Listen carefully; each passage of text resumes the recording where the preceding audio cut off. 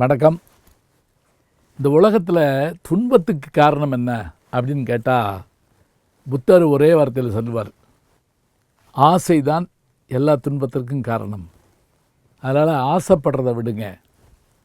என் நண்பர் ஒருத்தர் சொல்லுவார், எப்படி இவ்வளோ மகிழ்ச்சியாக இருக்கீங்க அப்படின்னு கேட்டால், எனக்கு எதிர்பார்ப்புகளும் இல்லை ஏமாற்றங்களும் இல்லை அப்படிம்பார்.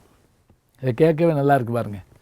ஏதாவது எதிர்பார்த்தா தானே ஐயோ அது கிடைக்கல அப்படின்னு நமக்கு தோணும். எனக்கு எதிர்பார்ப்பும் இல்லை ஏமாற்றமும் இல்லை அப்படிம்பார். அப்போ இந்த பற்றுக்கள் என்று சொல்லக்கூடிய ஆசையை விடுறது சுலபமா? திருமூலர் ஒன்று சொல்கிறாரு, ஆசை அருமின்கள் ஆசை அருமின்கள் ஈசனோடாயினும் ஆசை அருமின்கள். ஈசனோடாயினும், கடவுளை அடைய வேண்டும் என்று உங்களுக்கு ஒரு ஆசை இருந்தால் அதை கூட விட்டுருங்கிறார். டைரக்டர் லிங்குசாமி ஒரு கவிதை எழுதினார். எப்படி? ஆசை ஆசையாய் வாங்கினேன் புத்தர் சிலையை அப்படின்னு முடிச்சிருந்தார். ஆசையை விட சொன்னதே புத்தர் தான். அவர் சிலையவே ஆசை ஆசையாய் வாங்கினேன் அப்படின்னு முடிக்கிறார். சரி, இப்போ நமக்கு எதையாவது விடுறதா இருந்தால், பற்றுக்களை விடுறதா இருந்தால் எப்படி விடலாம்? எளிமையான ஒரு கதை மூலமாக சொல்லலாம். இப்போ ஒரு மரத்தில் ஒரு குரங்கு ஏறுது. இது என்ன அதிசயமானு கேட்கக்கூடாது, ஏன்னா குரங்கு மரத்தில் தானே இருக்கும். மனுஷனே ஏறுறான். இப்போ மனுஷன் ஒரு கொப்பில் இருந்து இன்னொரு கொப்புக்கு எப்படி போவான், குரங்கு எப்படி போகும், இதை வச்சு சொல்லிவிடலாம். எப்படி? இப்போ நம்ம ஒரு கொப்பில் ஏறுறோம்னு வச்சுக்கோங்களேன், இங்கேருந்து அந்த பக்கம் போக வேண்டியிருக்கு அப்படின்னா நம்ம என்ன செய்வோம் தெரியுமா? இங்கேருந்து குரங்காக இருந்தால் மலிச்சுன்னு ஒரு தாண்டும். இதை விடும், அதை பிடிக்கும். குரங்கு பார்த்துருந்தீங்கன்னா தெரியும், இந்த கொப்பை விடும், அந்த கொப்பை பிடிக்கும். விட்டு பற்றும் இயல்புடையது குரங்கு. சரியா? ஆனால் மனுஷங்களாகி நாம் என்ன பண்ணுவோம் தெரியுமா? மரத்தில் உட்காந்துக்கிட்டு இந்த கொப்பில் இருந்து அந்த கொப்பை ஆட்டி பார்ப்போம். அது நம்மளை தாங்குமான்னு தெரிஞ்சாதான் என்ன செய்வோம்? அந்த கொப்பை பிடிச்சிக்கிட்டு இந்த கொப்பை விடுவோம். அது வரைக்கும் இதை விட மாட்டோம். ஏன்னா இதையும் விட்டு அதையும் விட்டு நடுவில் போய் விழுந்துடக்கூடாது. அப்போ நம்ம குணம் என்னன்னா, ஒன்றை பிடிச்சிக்கிட்டு விடுறது நம்முடைய குணம். பற்றி விடுகிற குணம் நம்முடைய குணம். விட்டு பற்றுகின்ற குணம் குரங்கனுடைய குணம். அதனால் திருவள்ளுவர் எவ்வளவு கவனமாக அந்த காலத்தில் திருக்குறள் எழுதியிருக்கார் பாருங்க. பற்றுக்களை விட வேண்டும் என்று திருவள்ளுவர் சொல்கிறார். அப்போ என்ன சொல்லிக்கணும்? முதல்ல விட்டுரு அப்படி தானே ஆரம்பிக்கணும். ஆனால் அவர் அப்படி சொல்லலை, பற்று அப்படிங்கிறாரு.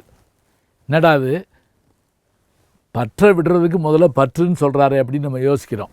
அவருக்கு தெரியும், ஒன்றை பற்றுனா தான் இன்னொன்று விட முடியும். எப்படி? பற்றுக பற்றற்றான் பற்றினை அப்பற்றை பற்றுக பற்று விடற்கு.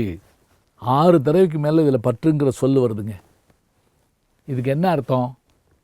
நம்முடைய வாழ்க்கையில் நம்முடைய ஆசைகளை எல்லாம் பற்றுக்களை எல்லாம் விட வேண்டும் என்று சொன்னால் அதற்கு ஒரு பற்றை நாம் பிடித்து கொள்ள வேண்டுமா? அது என்ன? இறைவனுடைய திருவடிகளை நாம் பற்றி கொண்டால் மற்றைய பற்றுகளெல்லாம் நம்மை விட்டு போய்விடுவான். ரொம்ப சுலபமாக சொல்லுவாங்க. இப்படி வச்சுக்கோங்களேன், இப்படி கையை வச்சுக்கோங்க, இது கடவுள், இதுதான் உயிர்கள்னு வச்சுக்கோங்க. இந்த உயிர் எப்போவும் ஆணவம் கண்மம் மாயை இந்த 3ஓடு சேர்ந்து தான் இருக்குமா. இப்போ இந்த 3ட்டருந்து இந்த உயிர் பிரிஞ்சு அப்படியே மெதுவாக வந்து இறைவனோடு சேர்ந்துச்சுன்னு வைங்களேன், அப்போ இது பக்குவப்பட்டுருமா. இதுக்கு பேர் என்ன? இப்படி வச்சு பாருங்கள், இப்படி பாருங்கள், இதுக்கு பேர் சின்முத்திரைன்னு பேர். தெய்வங்கள்லாம் இப்படி உட்கார்ந்துருக்கிறத பார்க்குறோம், சின்முத்திரை அப்படின்றோம்.